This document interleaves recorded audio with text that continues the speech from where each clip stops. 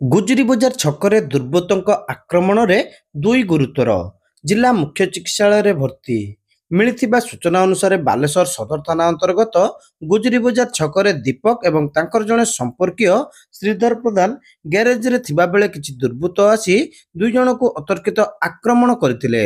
ଆକ୍ରମଣ କରି ଦୁର୍ବୃତ୍ତ ଫେରାର ହୋଇଥିବା ବେଳେ ସ୍ଥାନୀୟ ଲୋକେ ଦୁଇ ଜଣଙ୍କୁ ଉଦ୍ଧାର କରି ଜିଲ୍ଲା ମୁଖ୍ୟ ଡାକ୍ତରଖାନାରେ ଭର୍ତ୍ତି କରିଥିଲେ।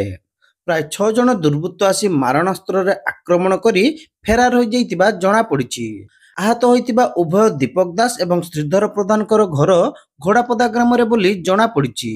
ଗୁରୁତର ଦୀପକର ପିଠି, ହାତ, କାନ୍ଧ, ଅଣ୍ଟାରେ ଗଭୀର ଆଘାତ ଲାଗିଥିବା ବେଳେ ଶ୍ରୀଧରଙ୍କର ହାତ ଏବଂ ଅଣ୍ଟାରେ ଆଘାତ ଲାଗିଛି। ତେବେ କାରଣ ଅସ୍ପଷ୍ଟ ଥିବା ବେଳେ ପୂର୍ବ ଶତ୍ରୁତାରୁ ଏପରି ଆକ୍ରମଣ ହୋଇଥିବା ସନ୍ଦେହ କରାଯାଉଛି।